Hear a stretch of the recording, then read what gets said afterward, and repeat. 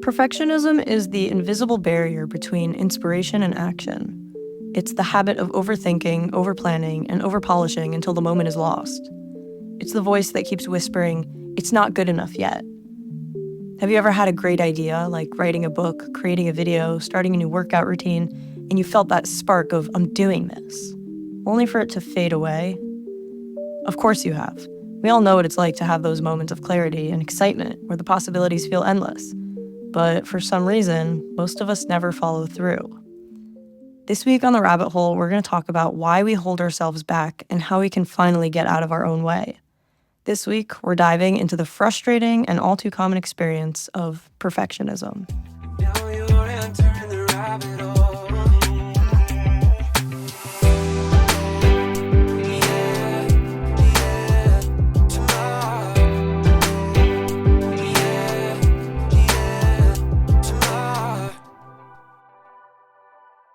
Perfectionism is what stops us from doing what we really want. Webster's dictionary defines perfectionism as a disposition to regard anything short of perfection as unacceptable. In other words, perfectionism sets a bar so high that it ends up becoming a barrier to even taking the first step. And the fear of not being able to meet insanely high standards is paralyzing, and it prevents us from having any progress at all. Perfectionism is the enemy of creativity, innovation, and growth.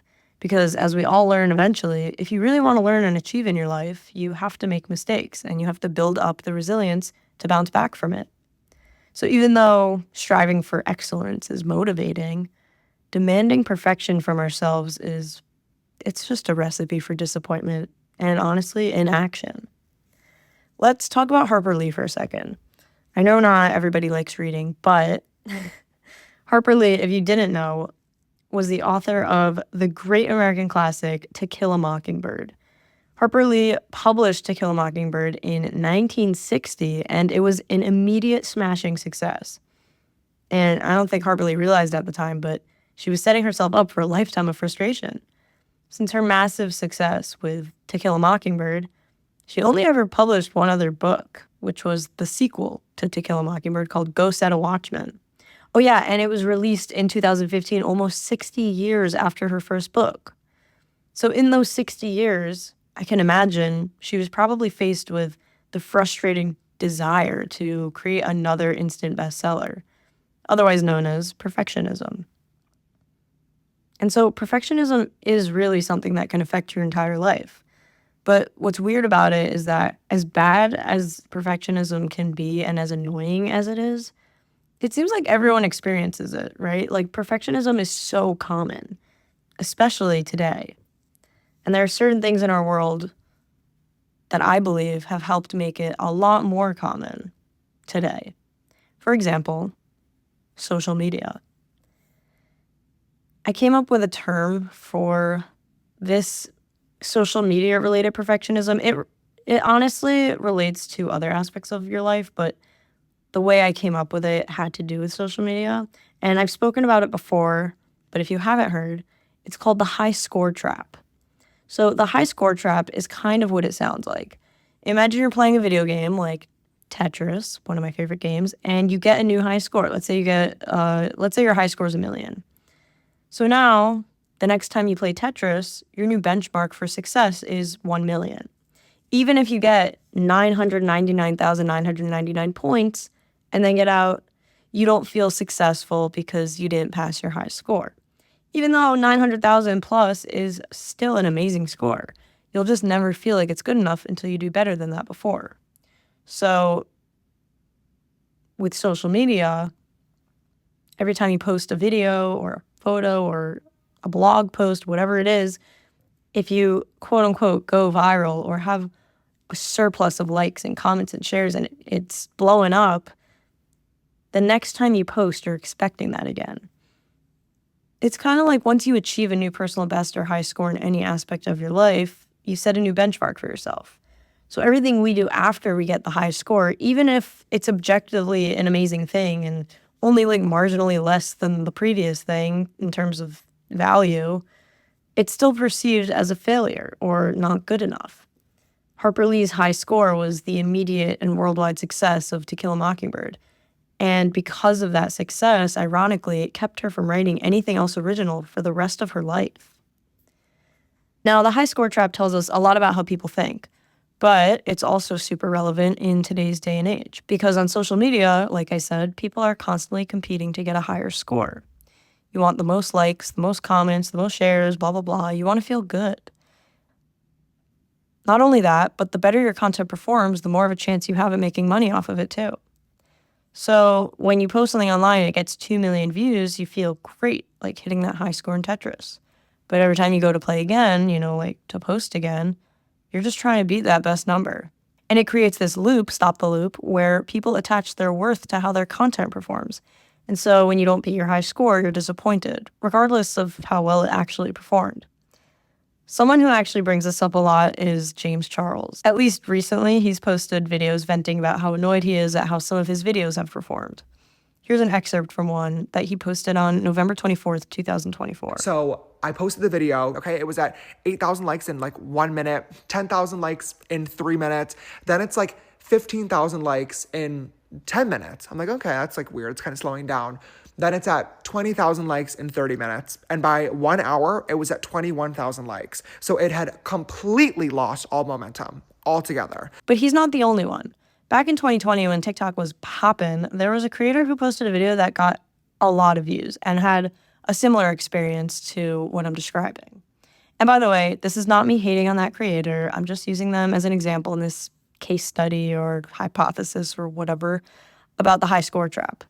And I actually went back to their TikTok page to see if I could corroborate the story I'm about to tell you, but it looks like the creator removed the videos, so you're gonna have to take my word for it. And honestly, based on what I say, you're probably gonna be able to figure out who the creator is. But anyways, in 2020, a creator on TikTok posted a video that was titled something like "Outfits Inspired by Harry Potter Characters."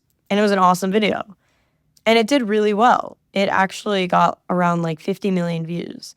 And I know that today 50 million views isn't as crazy, but in 2020, that was a lot of views. So that video did really, really well. And the creator, seeing how well it did, decided to make a part 2 of that video. But that video didn't get 50 million views. No. It got something like 3 million views, which is still a lot of views to get in a video. But we all know what's coming, another victim to the high score trap. After that video got around 3 million views, the creator posted another video where they were talking about how disappointed they were in how it performed. They said something like, it's so disappointing having a video with 50 million views and then posting the exact same video but a little different and only getting 3 million views. And they were like, I worked so hard on the video. I'm just so disappointed. I can't believe how badly this performed based on my last video. And way back when, I was like, okay, this creator's super ungrateful. I would love to have 3 million views on a video. You know what I mean? That's so cool. I'm sure most people would be like, that's so cool. But as time went on and through my own experience, I started to notice it happening more and more with people on social media. It was this phenomenon where creators could not stop focusing on their high score. And I think it really started to get to people. Because I noticed over time that a lot of big creators just stopped posting. Some of the best creators to date just completely ghosted social media. And honestly, a lot of them didn't return. But it was almost like the pressure of the competition was too much. And they just were like, you know what? I'm withdrawing from the game completely. The only problem was that it wasn't that they were competing with other creators, which I'm sure to a certain extent people do. But it was really that the competition was against themselves. They just wanted to prove to themselves that they can reach that high score again. But in doing that, you just burn yourself out. This is a content creator. Her name's Lauren Giraldo, aka Princess Lauren from Vine, if you remember those days. This is her talking about this concept in a video. Once you add something to your daily routine and you get the win from just doing it continuously and not breaking the chain, that becomes the motivator, and you're not thinking about did it pop off or not? And you end up being a lot more creative. And now I feel free to post something like this. It's not revolutionary, but it's something. I'm here. I showed up. Now, as a content creator myself, I'm very familiar with all these aspects of perfectionism, the burnout, the high score trap, the disappointment, all of that. Actually, when I first started posting TikToks, one video got a lot of views, and I decided to try and replicate it to see if I could, quote unquote, hit the jackpot again. And then I started to feel like a sellout. It's like you can kind of tell what someone's doing when they do that, right? Like you see them posting the same type of content over and over again. You're like, okay, I see what's going on here. You're trying to hit the jackpot again. So I was doing that. It was also like such a stupid video. It was literally like me throwing computers over my fence. It was like actually so dumb.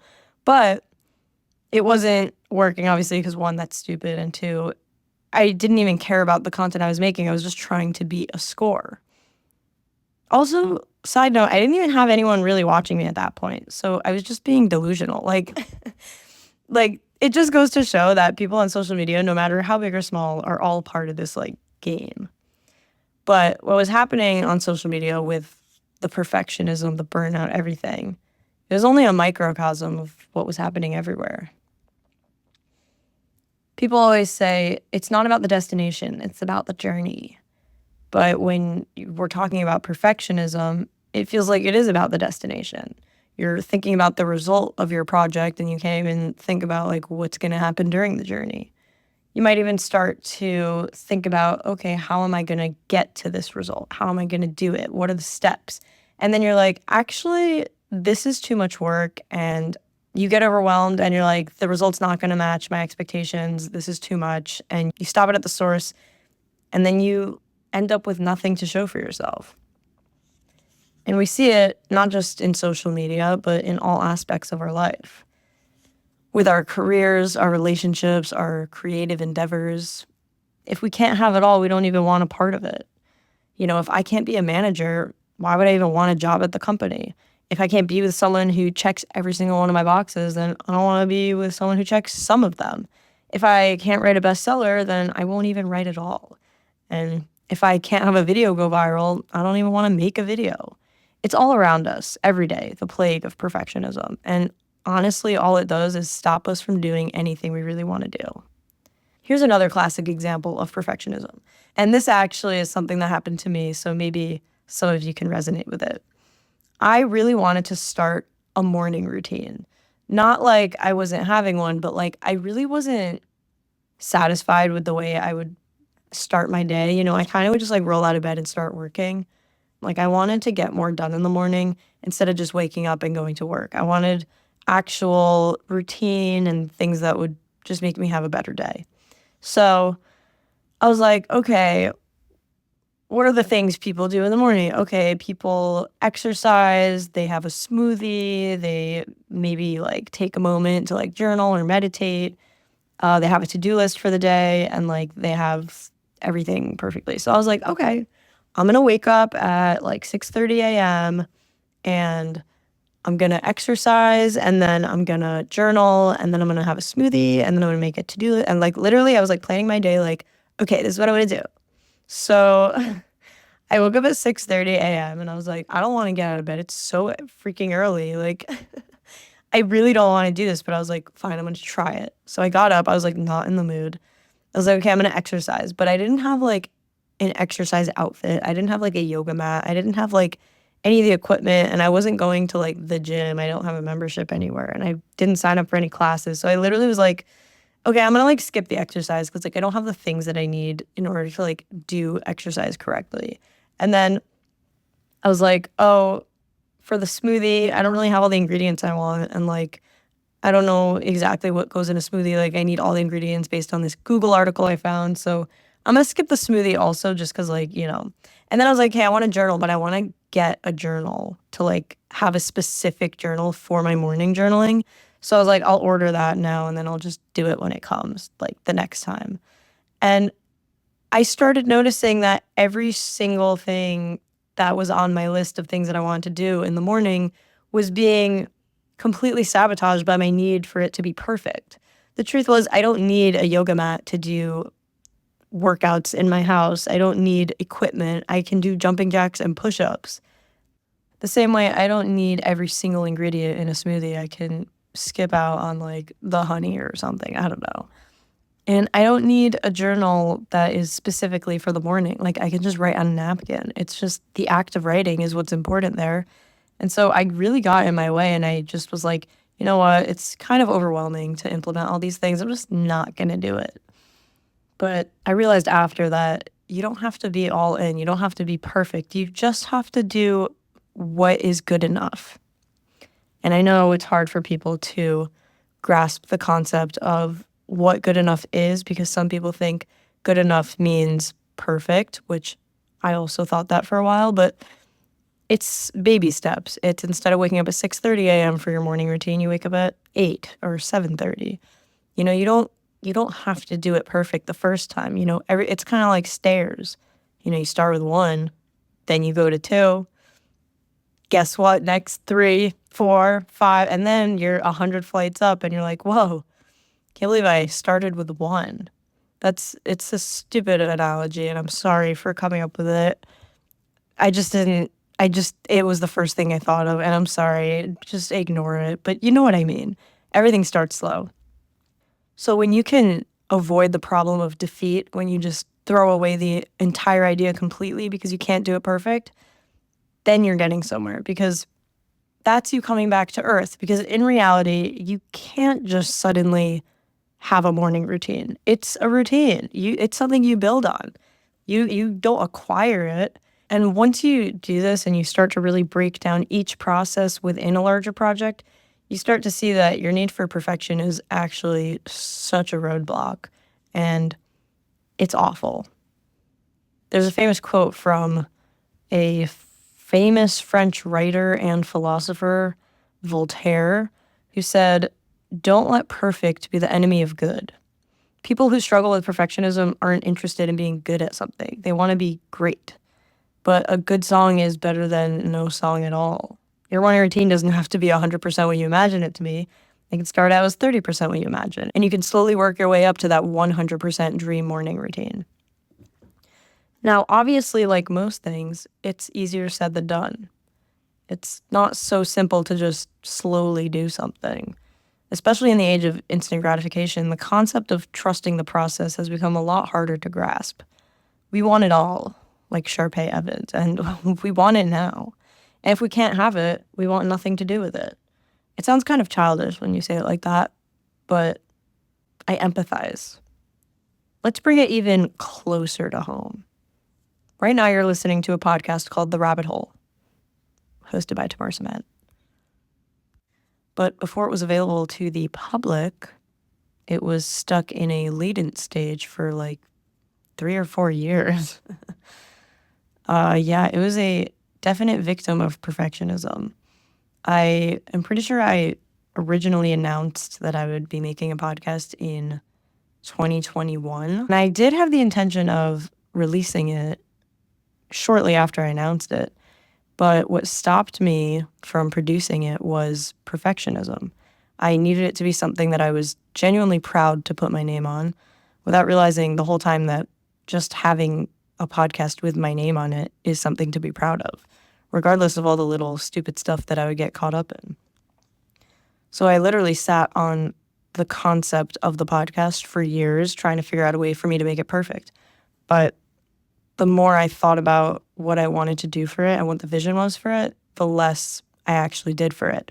There was a point where I was like, okay, I can only have people who are like super, super famous as a guest. Like, you know what I mean? Like, obviously, first of all, no guest on this episode, so that worked out well.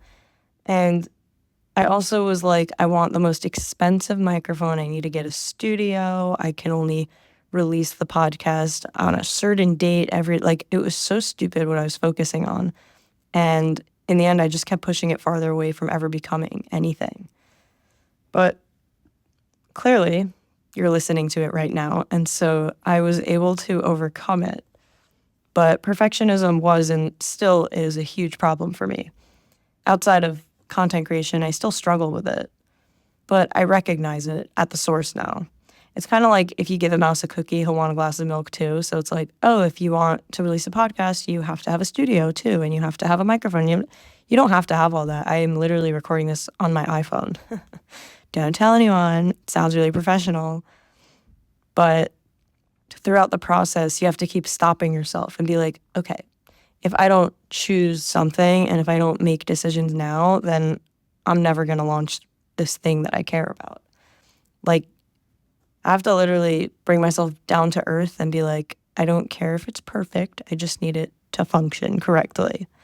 And it reminds me of this professor that I had in college. She was my film professor, and she was literally the best. She was super nice. And we were talking about the final project for the semester, which was supposed to encompass everything we've learned throughout the semester, kind of like the video of all videos, in school at least. And I was getting really stressed because the school only had really outdated cameras. They were like these handheld camcorders. And I was like annoyed because the vision I had for my final project didn't include an outdated, bad quality camera. So I told her, I was like, I'm really worried that my final video is not going to come out so good because, the cameras are so bad. And she said something to me that really put things into perspective.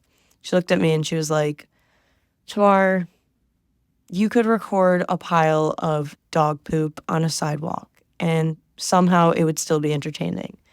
It doesn't matter how good the camera is. It's about how you tell the story. And first of all, what an amazing professor. Like, thank you so much. Love her. But second of all, it really made me change the way I thought about my work. I wasn't focused on it being perfect after she told me that. I focused on it working. And obviously it wasn't easy because I'm a perfectionist, but every step of the process through creating this final video for my class, I had to stop myself and be like, okay, this aspect that I'm focused on, is it important to the larger story that I'm trying to tell or not? And usually it wasn't. It was always something stupid, like making sure the camera was the kind that I wanted, or making sure that I had drone shots. It's not all necessary. A lot of it is just fluff. But in the end, I was really happy with my video and the way it came out. But throughout the process, I had to keep stopping myself and be like, okay, what is necessary? What is not? What am I focusing on that's stupid? What can I just move on from? And it's almost like a version of cognitive behavioral therapy where like slowly but surely I'm finding that I'm making decisions way quicker than I used to. And I actually follow through on the things that I want to do. But again, it was a process and I still have my moments of weakness. There is an interesting theory in psychology that I stumbled upon that I think can offer a new approach to dealing with perfectionism. This kind of touches on the subject of the high score trap as well. And it's basically a psychological theory called the hedonic treadmill. And I don't know if I'm pronouncing that correctly. It might be hedonic, but I'm going to say hedonic because it just feels right. It's basically the idea that no matter what you do, positive or negative, you always return to the same baseline. So imagine like a sideways S that goes on for like a squiggle. Just imagine a squiggle. The midpoint of that wave is your baseline. So on one side, it's going up and on one side, it's going down. But in the middle, that's where everyone is. So you can have the highest of highs and the lowest of lows, but you'll always be brought back to the baseline. And in psychology, actually, the hedonic treadmill specifically refers to happiness throughout a person's life. But it's actually really interesting, especially when you think about the pursuit of perfection and its impact on our well-being. The takeaway from the hedonic treadmill isn't that we should stop striving for excellence altogether. Because even if you won't find lasting happiness through achieving perfection, the journey itself and the growth you're going to experience along the way is really what makes people happy. It's kind of like if you guys saw the movie Soul, it's basically exactly like that movie, what the whole purpose of that movie was, which was basically that the main character wants to be a famous jazz musician his whole life. It's like his purpose. And then he finally gets it. And it's not what he expected. He's like really, really happy, but then like it kind of becomes routine and his baseline is now, oh, I'm a jazz musician, instead of, oh my God, I'm a jazz musician, like how it was for a moment. But in order to put things in perspective, one of the characters tells him a story. And they say, I'm gonna get the actual quote. They say, I heard this story about a fish. He swims up to an older fish and says, "I'm trying to find this thing they call the ocean." "The ocean," the older fish says, "that's what you're in right now." "This," says the young fish, "this is water. What I want is the ocean."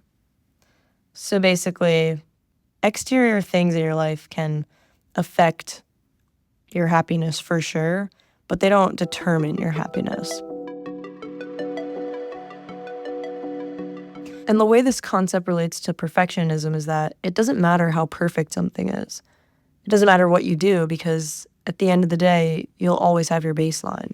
You'll always be going back there no matter what. And so whether you work hard on something for 5 years versus 5 minutes, as long as the thing gets done, you will be accomplished. And I'm not saying don't put an effort to anything. That's not the lesson here. You definitely want to put in the right amount of effort, but you don't want to put in too much effort. Because if you go overboard, if you do more than 100% of what you can do, you're going to overwork yourself and burn out. And you're never actually going to accomplish what you set out to do. So let's talk about how to really get over perfectionism, because we've spoken about a lot of different ways perfectionism can come about in your life, but it would be really helpful to have different ways to pull yourself out of those thought patterns. Let's focus on a few things. First, let's adjust our sights, because you still want to have your eyes on the prize. Everybody should have goals that they're striving towards, but you have to find a good balance where it's not all or nothing. It's not like, oh, well, if I can't have a best-selling book, I'm not going to have any book. Instead of obsessing over doing things perfectly, try to prioritize progress and learning. And I know it's hard in the moment, because when you're focusing on class instead of on graduating, it's not really enjoyable. But it's important to bring yourself down to earth and to remember not just why you're doing something, but how you're doing it. If you just shift your perspective a little bit, you'll embrace the process with all its ups and downs, rather than just fixating solely on the outcome. Not to be cliche, but it's really about enjoying the path to our goals, like not worrying about if everything will go as planned. As far as I know, this podcast has turned out pretty good so far. Then again, it is only the first episode, but I do feel a lot better about it knowing that it exists and is out there and someone is listening to it. Hi, how are you, by the way? Like, are you good? So that's number one. Number two is, and I know this doesn't always work, but remembering that other people also experience this actually helps a lot, because having shared experiences with people is one of the most humane things you can experience on the planet. And knowing that you're not alone is actually very comforting, not just with mental health, although I would argue that perfectionism taps into mental health just a bit. But in any type of experience, it's very helpful to know that other people struggle just like you. So that's number two. And the third thing I would suggest, and this will be difficult for many people, but ask yourself why you need things to be perfect. Really sit down and have a conversation with yourself where you ask yourself, why do I care so much about how this turns out? How is this going to affect my life? What am I hoping to gain from this? And a lot of times, what you'll realize is you want approval from others and you want validation. And perfectionism is basically the manifestation of the fear that you're not good enough and that people look at you like you're a failure. And this goes a lot deeper than just having an issue like procrastinating or worrying about what the final product will look like, because this has more to do with a deeper insecurity. And to overcome that, you really have to dig deep inside yourself and really confront those fears and ask yourself if you'd rather please other people or feel good about yourself.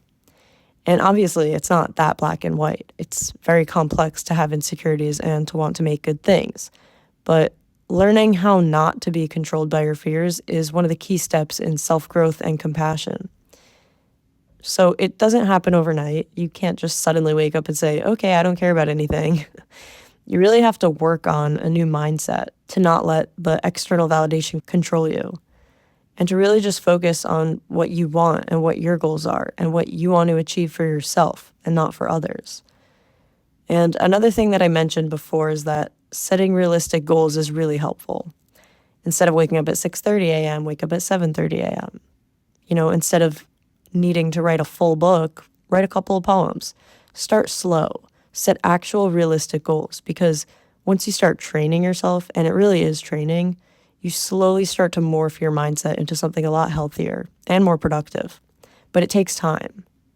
And once you really master the art of slow and steady wins the race, it starts coming naturally to you to do all these things that you wanted to do. And the small tasks that you started out with slowly turn into even bigger tasks.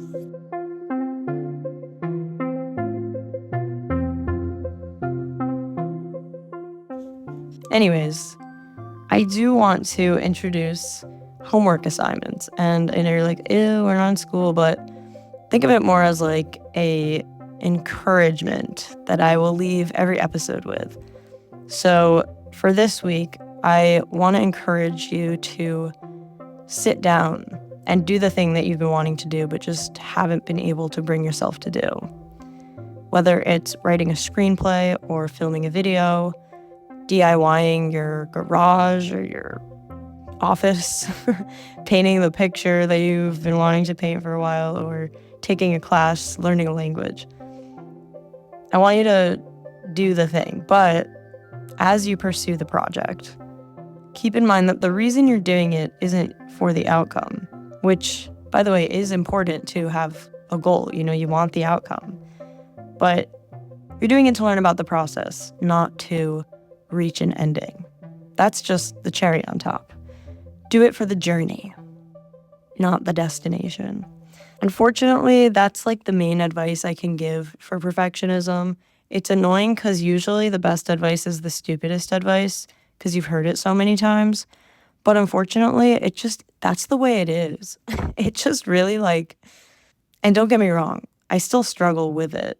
And I think people struggle with it their whole life, but it is possible to overcome. And proof of that is this podcast in your ears or speaker or a car. I don't know where you guys listen to podcasts.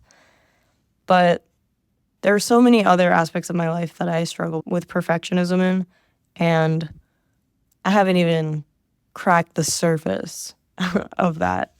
But for now, I'm trying to not worry so much about how to do things, and I just do them. So the TLDR of this episode is try not to compete with yourself. Try not to be so aggressive with yourself, aka don't go all in. Just take it day by day. Take it one step at a time instead of rushing to the end. And trust the process. Thank you for listening to the first episode of The Rabbit Hole. I feel very excited that we finally did the thing. I did specifically choose this topic for the first episode because I thought it was fitting.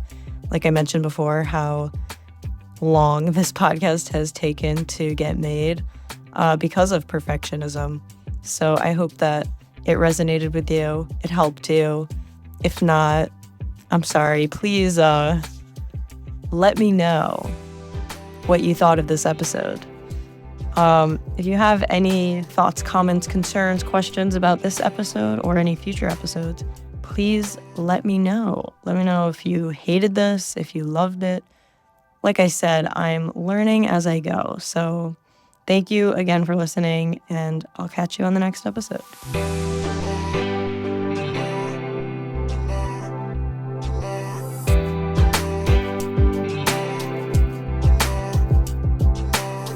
Thank you so much for tuning into The Rabbit Hole.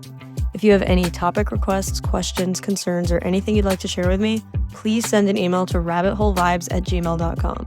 That's rabbitholevibes@gmail.com. For more video content, follow @TamaraCement on TikTok and Instagram. And to stay in the loop, join the Discord family with the link in my bio. The Rabbit Hole is produced by yours truly, Tamara Cement, and our song is produced by Jared Jones, so go check him out. His Instagram is @JREDJONES. And a special shout out to the Detroit Lions. We love you. Thank you so much for listening, and I hope we can hang out again soon. And don't forget to wear your retainers.